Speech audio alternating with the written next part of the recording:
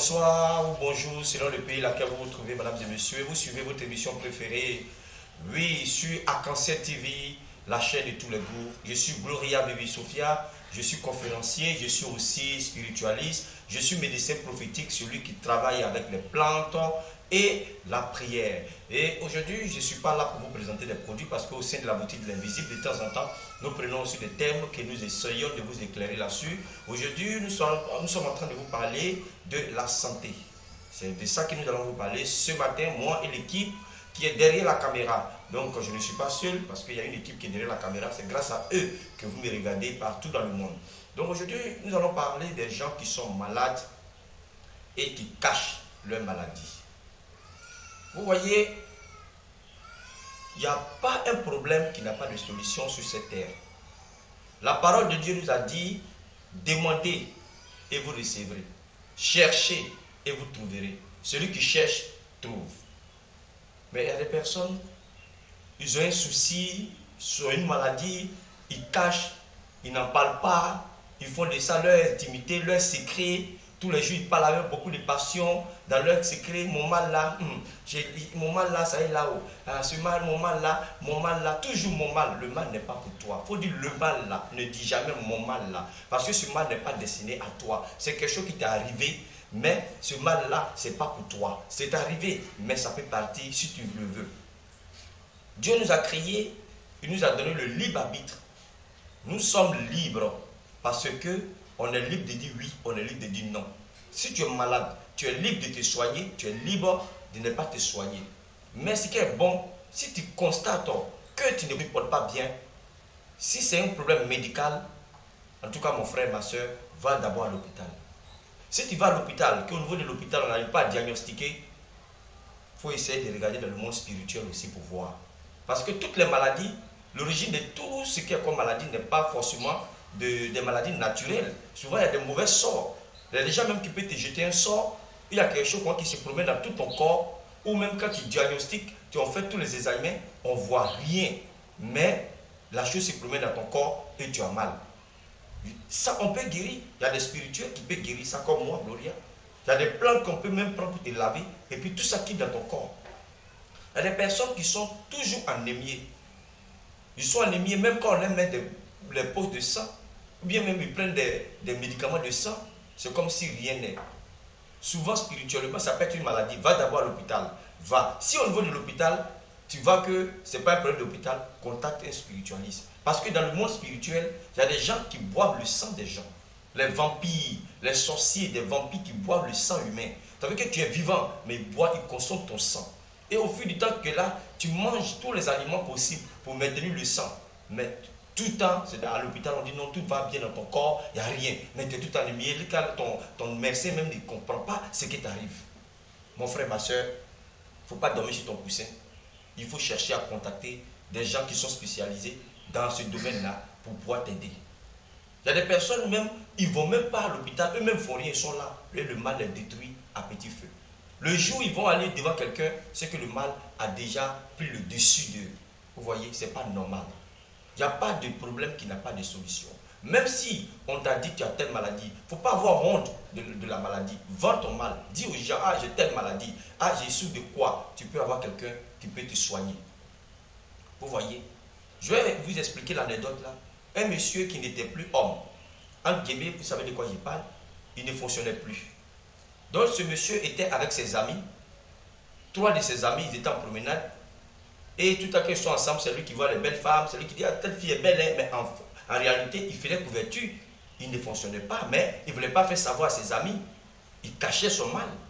Souvent même, il dit à ses amis, ah, telle fille me plaît, faut faire, je vais avoir son numéro. Mais jamais, il n'y a pas un jour qu'on l'a vu à la femme, et lui dit à sa chérie qu'un jour il va les présenter, mais jamais, mais parce qu'il ne fonctionnait pas.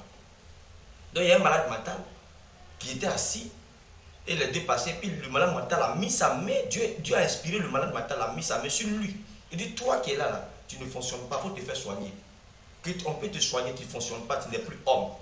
Donc, les amis, les 4, parce qu'ils étaient 3 amis, plus lui, ça faisait 4. Les 4 ont commencé à se regarder. Donc, puisque les 4 ont commencé à se regarder, l'autre il s'est joué à le donner, celui-même qui est malade là, s'est joué à le donner, il faisait comme si il n'était pas conscient de ce qui se passe. Il se jouait à le donner. Et qu'est-ce qui s'est passé? Le malade mental allait même sur lui. Il dit, toi qui es en tricot vert là, c'est de toi que je parle. Tu ne fonctionnes pas, il faut te faire soigner. Parce que quand le malade mental parlait au début, il dit, mais oh, lui là, c'est un fou. Il dit quoi même? Il dit quoi même? Même c'est lui-même qui était, oh, lui là, c'est un fou. Ne l'écoutons pas alors, c'est lui-même qui disait ça à ses amis. Mais là, quand le malade mental allait sur lui, il l'a indexé, il a commencé à couler les larmes devant ses amis. C'est là ses amis ont su que effectivement ce que le malade mental lui a dit là c'était vrai. Il a dit mais pourquoi tu pleures? Il dit non, ce que le monsieur dit là c'est vrai. Ce jour-là, ils ont pris le malade mental, ils sont allés le coiffer, ils ont fait couper ses ongles, ils ont acheté la nourriture car les trois autres là disent il faut nous regarder, tu as dit pour nous. Il dit non, je ne vois rien. Mais c'est ce monsieur là, il répétait la même chose, il ne fonctionne pas, il peut se soigner. Et c'est le malade mental là qui a fait que le monsieur a pris conscience qu'il pouvait se faire soigner. Et aujourd'hui, je te parle, il a des enfants parce qu'il s'est fait soigner, c'est son affaire, c'est son histoire. Il explique même aux gens, il donne même des conseils. Et c'est comme ça qu'il a commencé à chercher la solution. Aujourd'hui, il a des enfants. Vous pouvez faire autant. Les gens, souvent, ils ont mal dit non. Si peut-être qu'une ou deux personnes, ils ont essayé de se traiter, que peut-être qu'ils n'ont pas bien de quoi. Ils cachent, ils sont là. D'autres même cachent carrément. Moi, je pense que quand tu as un problème, tu as une maladie, mon frère, tu n'as pas souhaité, tu n'as pas demandé à être malade. Si tu as une maladie, ma soeur, tu n'as pas demandé. Il ne faut pas cacher. Il faut vendre ton mal pour que les gens puissent, peut-être que les gens qui peuvent t'aider à trouver la solution puissent vraiment te soigner. Mais si tu caches le mal, que le mal te détruit, ça te détruit à petit feu, il ne faut pas dire demain que c'est Dieu. Dieu a dit demandez et vous recevrez. Cherchez et vous trouverez celui qui cherche trouve. Tant que tu n'as pas encore eu la guérison, ma soeur, mon frère, il ne faut pas t'arrêter. Il faut courir. Peut-être que ce mal-là, ce n'est pas ça qui doit te tuer, mais parce que tu ne t'es pas soigné que ce mal a pris le dessus sur toi. Donc il y a des personnes comme ça qui cachent leur mal. Il y a des personnes comme ça qui sont malades aujourd'hui, qui ont des maladies même qu'on peut soigner, mais qui cachent. Il faut se faire soigner. Tu as un problème de maladie, il faut aller à l'hôpital, il faut faire le diagnostic, il faut se faire soigner. Mais quand tu caches là, à la fin là, ça te tue. Ou la maladie te domine, la maladie est au-dessus de toi. Jusqu'à ce que ça devienne ton mal. Quand tu vas parler, tu vas dire mon mal. Vous voyez un peu. Moi, mon don, c'est la guérison. On me connaissait en Côte d'Ivoire ici pour ça. Bien avant d'aller en Europe, mon cabinet s'appelait Domaine de guérison spirituelle Santa Maria. Domaine de guérison spirituelle. Des personnes qui sont venues vers moi, qui ont des cas spirituels que j'ai guéris, on ne peut pas compter. Si c'est pour faire chaque jour que Dieu fait, il pourrait faire des témoignages. Il y a une dame qui est venue comme ça. Elle était mince jusqu'à la dame qui l'a envoyée chez moi. Son mari lui dit, mais tu envoies un cadavre là chez Gloria. Quoi? Il ne faut pas aller gâter le nom de Gloria. Parce que la femme là, elle est déjà cadavre, elle est déjà morte, il faut la laisser. La dame dit, c'est pas grave. C'est comme ça, la dame a soulevé sa voisine là. Et ils sont venus chez moi. Mais aujourd'hui, j'ai traité la dame parce que c'était un problème de sorcellerie. Quand j'ai traité la dame, elle est guérie. La personne qui s'en prenait à elle là, elle-même, elle est partie à la place de cette dame là. Aujourd'hui, elle est guérie. Elle est guérie, elle a grossi. Quand elle vient dans mon cabinet, ça va être des souris.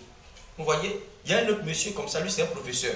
Le monsieur, on avait attaché sa tête, on avait attaché ses pieds en l'air et puis la tête était en bas. Donc, qu'est-ce qu'il avait? Le problème de céphalie, il n'arrivait pas à dormir et il se sentait mal. Il n'arrivait pas à manger, il ne dormait pas, il a passé de nuit blanche pendant des mois. J'ai vu que son problème était spirituel. Il est venu même à un lot de médicaments comme ça, un sachet pour me montrer. Mais parce que c'était un problème spirituel. Mais aujourd'hui, ce monsieur-là, il est guéri. Par la grâce de Dieu, j'ai pu le détacher de là où il était attaché spirituellement. Il est guéri. Aujourd'hui, même quand j'ai fait des conférences souvent, c'est lui-même qui me donnait des salles pour faire mes différentes conférences dans le temps où je n'avais pas de salle. C'est lui qui me donnait, il me prêtait une salle de classe parce que c'était un enseignant. Où c'est là-bas que je faisais mes conférences. J'ai guéri beaucoup de personnes par la grâce de Dieu avec les plantes, les connaissances. J'ai guéri pas mal de personnes qui étaient malades, etc. La dame qui avait témoigné sur une des vidéos passées, qui avait sa maman, qui avait un problème de sorcellerie dans sa famille, on lui avait donné la chair humaine. J'ai enlevé la chair humaine dans le ventre de cette dame-là. On lui avait donné comme ça de la chair humaine dans son ventre. Et elle était comme quoi? Le ventre de cette dame-là était ballonné comme une femme qui avait une grossesse.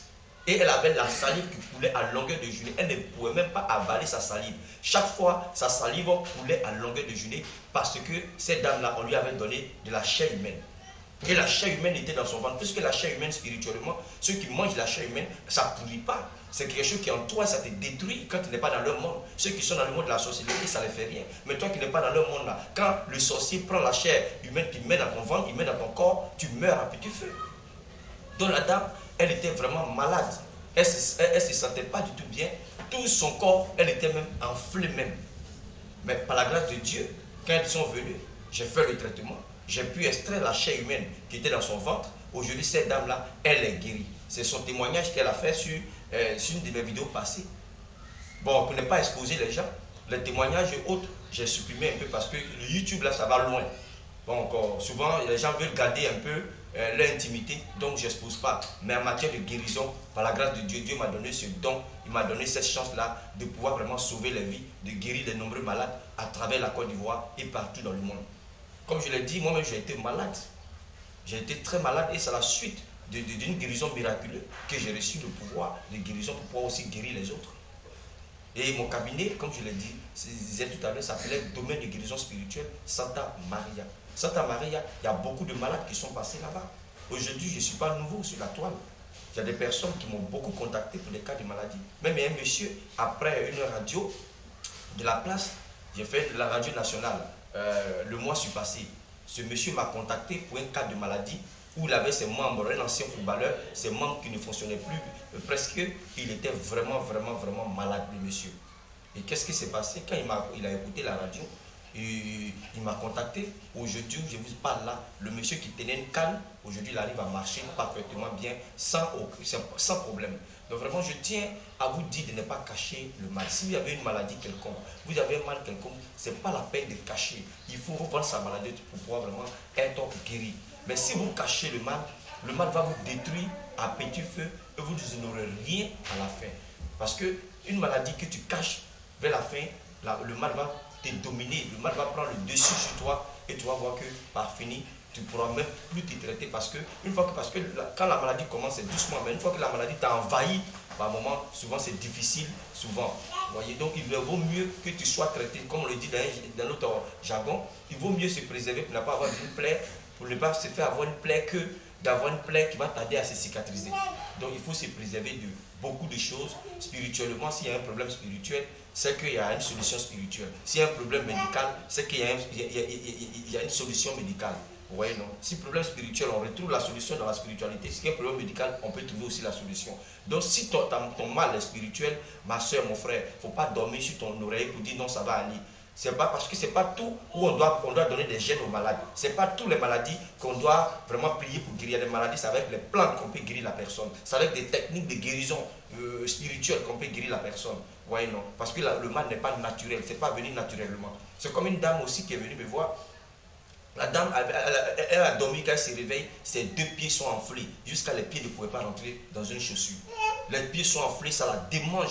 Ça la démange, et le mal qui est à l'intérieur là. Quand ça la démange, après un moment, c'est comme s'il y a du feu à l'intérieur de son pied, ça brûlait. Mais spirituellement, on lui a fait quelque chose, ils ont jeté des médicaments qu'elle a marché dedans. C'était pour la paralyser. Mais aujourd'hui, j'ai extrait tout ça et la dame est guérie. Donc, chers frères et sœurs, vous qui me suivez, si vous avez un mal qui vous perturbe, n'hésitez pas à me contacter à mon numéro qui va circuler tout à l'heure en bas de l'écran pour que je puisse quand même vous aider. Je vous remercie d'avoir vraiment suivi cette émission et je vous encourage à nous suivre et à essayer parce que je l'ai dit, en tout chose il faut essayer. On ne sait pas ce que l'éléphant a mangé et puis il a pris du poids. Donc vraiment, il faut vraiment essayer pour sa guérison. La guérison n'a pas de prix, la guérison n'a pas de honte. Il ne faut pas avoir honte et il ne faut pas avoir aussi des réserves quand tu es malade. Expose ton mal à celui qui doit te traiter pour qu'il puisse réellement te traiter. Je vous en prie, que Dieu vous bénisse et à la prochaine.